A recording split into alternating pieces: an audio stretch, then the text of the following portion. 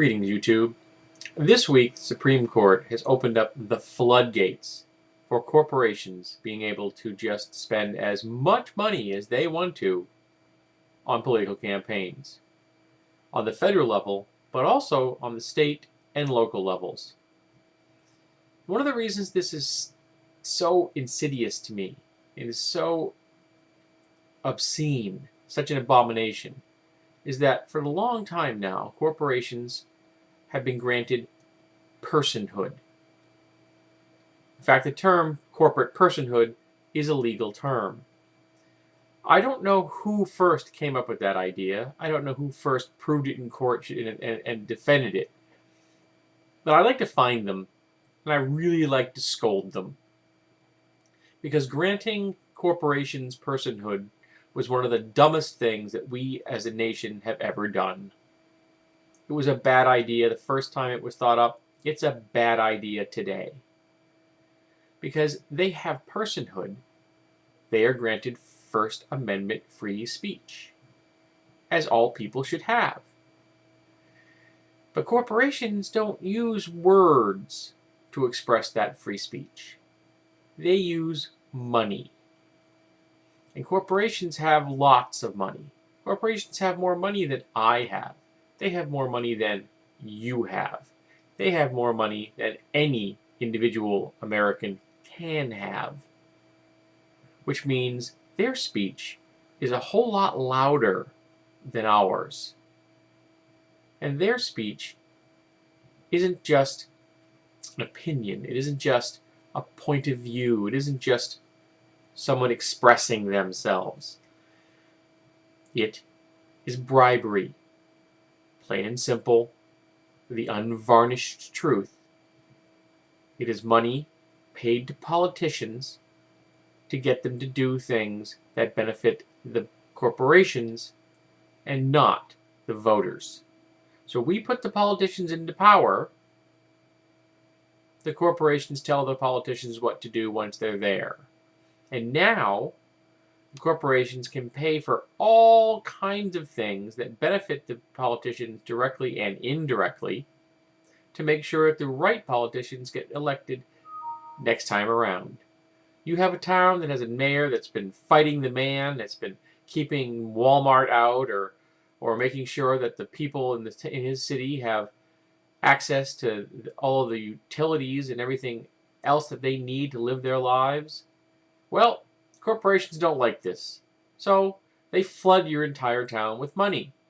They pick a candidate who's more than willing to play along with them, and they back him 100%. And lo and behold, the mayor who'd helped your city doesn't get reelected, and the corporate shill is now in office.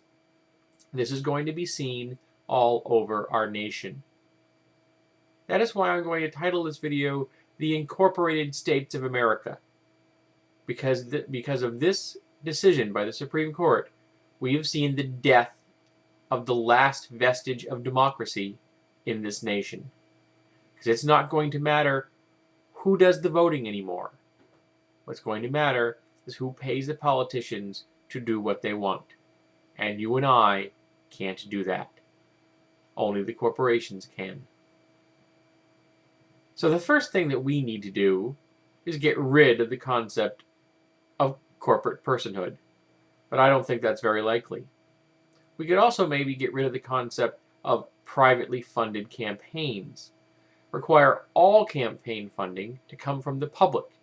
Anyone wants to make a contribution to this, puts their money into a pool, and then the money is divided evenly amongst the candidates running for an office. The candidates don't know where the money came from. There is no way to trace which parts of the pool came from where, though everyone paying into the pool will have to account for every dime they put in.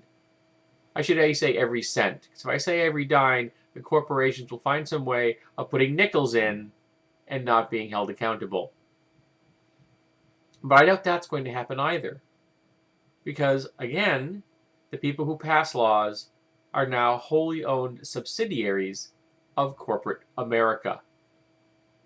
I think that the new batch of freshman politicians that will be coming in the next this coming year, November, they should just put price tags right on their foreheads.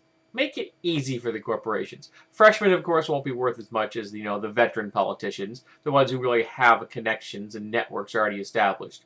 But just tattoo those puppies right on there. Let the American people know what kind of price the corporations are paying for their politicians.